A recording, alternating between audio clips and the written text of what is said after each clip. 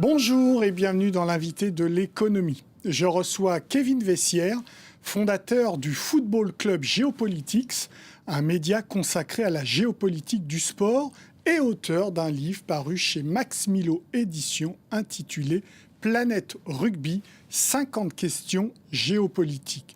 Bonjour Kevin Vessière. Bonjour. Alors dans ce livre qui vient de paraître, vous parlez de la naissance, de l'évolution de ce sport, le rugby, qui est plutôt un sport, on va dire, du Commonwealth, non ?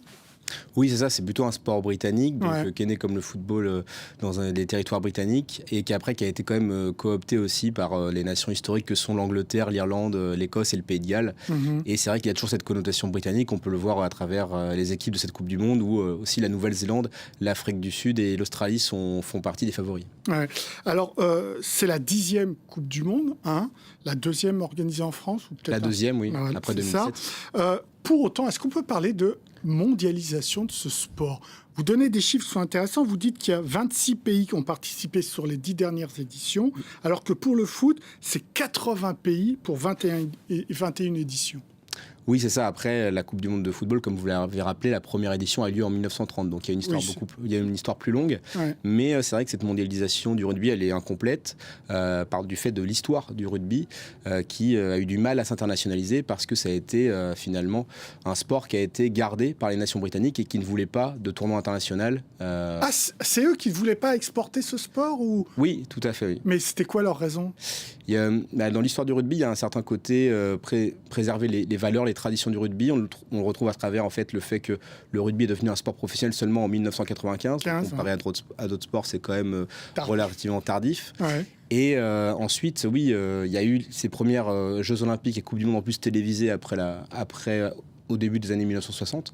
Et donc, le rugby s'est aussi posé la question, mais la Fédération internationale de rugby, à l'époque, en 1968, avait interdit à ces 8 pays membres de l'époque de participer à un tel tournoi international qui avait pour objet la Coupe du Monde. Donc après, il y a eu des tractations, et finalement, c'est l'Australie et la Nouvelle-Zélande qui vont pousser pour en tout cas, contraindre les nations britanniques à organiser enfin cette Coupe du Monde en 1987. Donc aujourd'hui, l'objectif de la Fédération internationale de rugby, World Rugby, c'est bien de faire participer un maximum de pays, on est d'accord ? Oui, c'est l'objectif, mais après, du fait de cette histoire du rugby qui a eu du mal à s'ancrer au niveau international et que maintenant le niveau est quand même très différencié entre le top 10, top 15 mondial et le reste du monde, c'est assez compliqué de faire participer de nouveaux pays. Vous parliez de 26 pays qui avaient participé à cette Coupe du Monde de rugby. Là, le nouveau pays, en tout cas de cette Coupe du Monde, c'est le Chili. Oui. Et le Chili a très peu de chances de renverser l'ordre établi. Donc, ils cherchent à l'internationaliser à travers effectivement des investissements dans certains continents, mais ça reste encore compliqué, en tout cas pour sa version de A15 du rugby. Comment ils font donc, concrètement ? Par exemple, ils ont organisé la Coupe du Monde au Japon, donc là, ça vise l'Asie. Oui, 2019, donc c'était au Japon. 2031, ce sera aussi aux États-Unis. Donc on voit que World Rugby, cette fédération internationale du rugby, cherche en tout cas à trouver des nouveaux territoires où s'implanter, parce qu'on sait que le rugby, notamment à 15, peut être une pratique en tout cas compliquée à développer au sein de territoires, notamment à travers les règles, et puis aussi des profils spécifiques en fonction des lignes de joueurs. Donc c'est pour ça que cette fédération tend en tout cas à s'internationaliser, notamment depuis 1987 et 1995. Et donc une première étape est franchie en 2019 avec cette première Coupe du Monde sur le continent asiatique. Rugby à 7 et rugby à 13, c'est des concurrents ?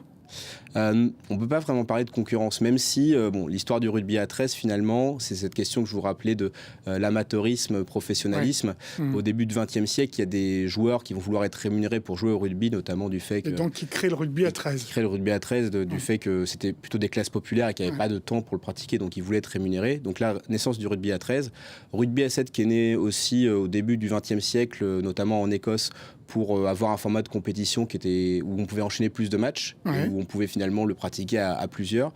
Et c'est vrai que le rugby à 7 n'est pas en concurrence avec le rugby à 15, c'est plus une version du rugby maintenant utilisée pour World Rugby pour permettre à des nouveaux pays qui n'ont pas cette tradition-là de pouvoir pratiquer le rugby. Et vous retrouvez des pays, notamment dans les Coupes du Monde, aussi dans le tournoi olympique maintenant de rugby à 7 depuis 2016, des pays comme le Kenya, la Chine, l'Espagne ou la Jamaïque. Donc rugby à 7, rugby à 15, même fédération. Mais fédération différente pour rugby à 13 ? Non, rugby à 13, c'est la même fédération maintenant. Ouais. Mais c'est vrai que c'est des sports qui sont différents de par leur histoire, vu qu'au niveau du XXe siècle, ils ont choisi 2 voies différentes. Même si aujourd'hui, le grand tournoi de rugby, reste quand même le tournoi de rugby à 15 avec cette Coupe du Monde. Donc l'Afrique était présente à travers l'Afrique du Sud, des grands vainqueurs. L'Amérique latine avec l'Argentine qui a quand même très progressé en qualité de sport. L'Asie, et dans votre livre, vous parlez du Moyen-Orient ? Oui, du Moyen-Orient, donc c'est vrai que on peut se demander pourquoi, mais c'est vrai qu'au Moyen-Orient, notamment aux Émirats Arabes Unis, il y a déjà une tradition rugby du fait que les Émirats Arabes Unis étaient un ancien protectorat britannique et qu'après ils ont une forte population expatriée. Et vous avez notamment l'organisation du tournoi de Dubaï, qui est un tournoi de rugby à 7 très important, qui est inscrit dans le calendrier de rugby à 7 du tournoi de rugby à 7 international.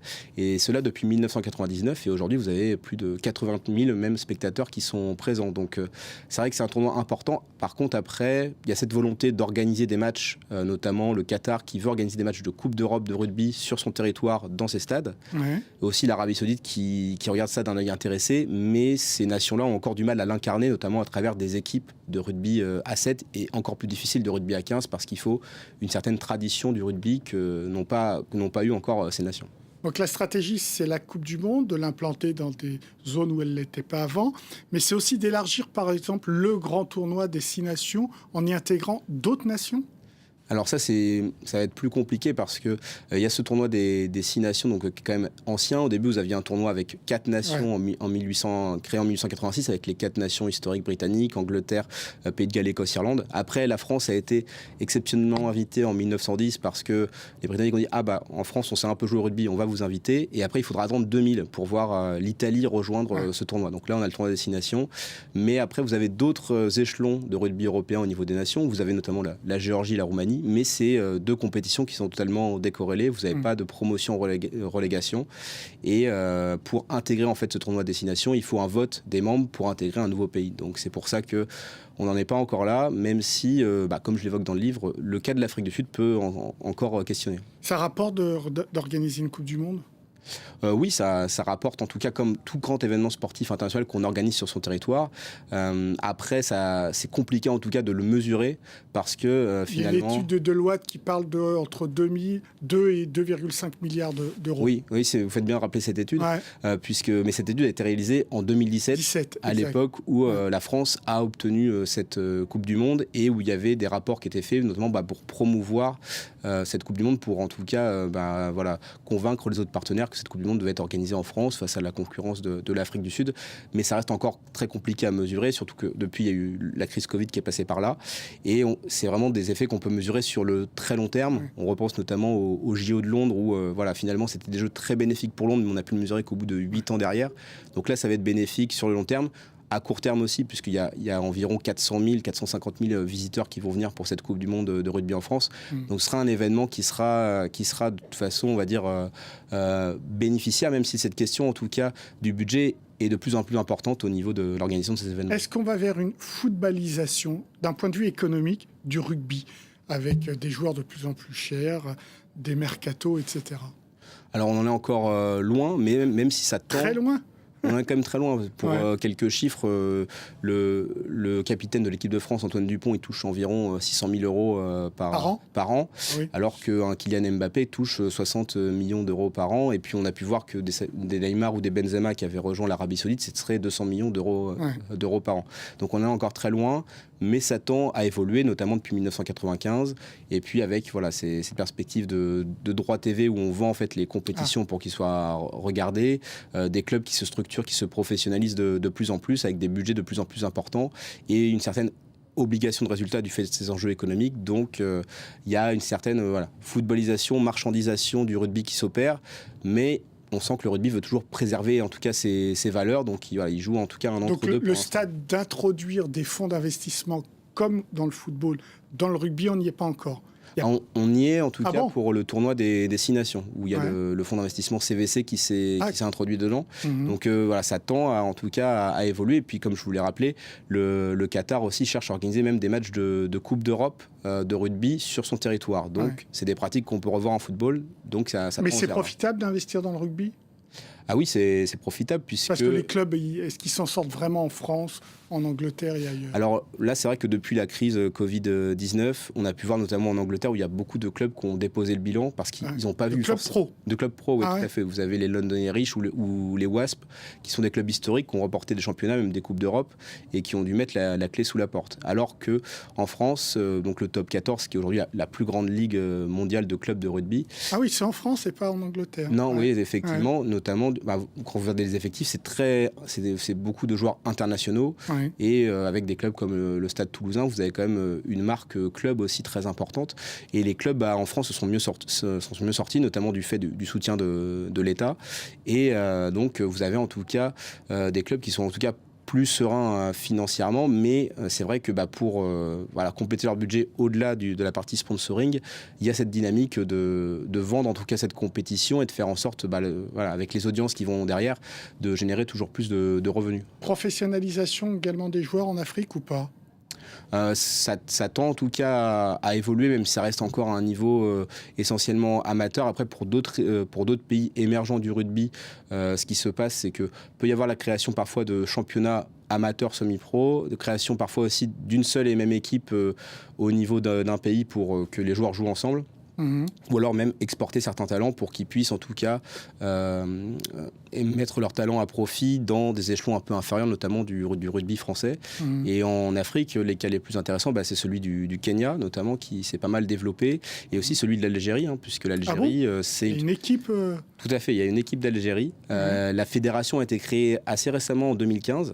Et là, en fait, à la dernière Coupe d'Afrique des Nations, qui était le tournoi en fait qualificatif pour cette Coupe du Monde, qui a été remportée par la Namibie, eh bien l'Algérie a quand même réussi à terminer 3e. Donc pour une équipe, pour un pays qui n'avait pas trop cette culture rugby et qui a créé sa fédération récemment, c'est déjà une très bonne performance. Et là, l'Algérie ambitionne en tout cas de concourir au tournoi olympique de rugby à 7 de Paris 2024. Après, il y a très peu de place et la densité est forte du fait qu'il y a des équipes comme le Kenya ou l'Ouganda qui commencent à émerger. Mais en tout cas, c'est l'ambition de l'Algérie pour les JO Paris 2024. Donc ça peut aller très vite en fait.